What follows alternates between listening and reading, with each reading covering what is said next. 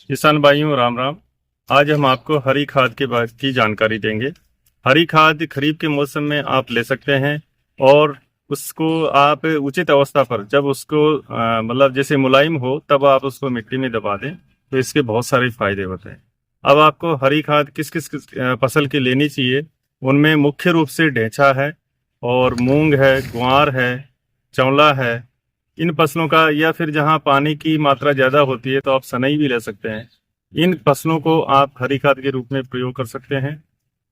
हरी खाद लेने से आपकी मिट्टी की उपजाऊ क्षमता बढ़ेगी, क्योंकि ये आपकी मिट्टी के अंदर जो पोषक तत्व हैं उनको बढ़ाते हैं। जो आपका कार्बनिक पदार्थ होता है मिट्टी में उसकी मात्रा को बढ़ाते हैं और उसमें जीवाणु की संख्या बढ़ती है। तो उससे आपकी मिट्टी की संरचना भी सुधरेगी, आपकी मिट्टी में पोषक तत्वों की मात्रा बढ़ेगी और आगे जो आप फसल लेंगे उसमें उसका बहुत अच्छा फायदा मिलेगा। और जो आगे फसल जैसे मान लीजिए कि आप सरसों की ही फसल लेते हैं तो उसमें आपकी नाइट्रोजन की मात्रा आप 25 से 30 किलो कम कर सकते हैं। तो इस तरह से आपकी खादों की बचत होगी। हरी खाद लेने के लिए आप पहले खरीफ के जब मौसम मानसून शुरू हो तो उस टाइम बीज खेत में बो दें और उसके 25 से 30 दिन के बाद में आप उस फसल को प्लाऊ के द्वारा मिट्टी के अंदर दबा दें।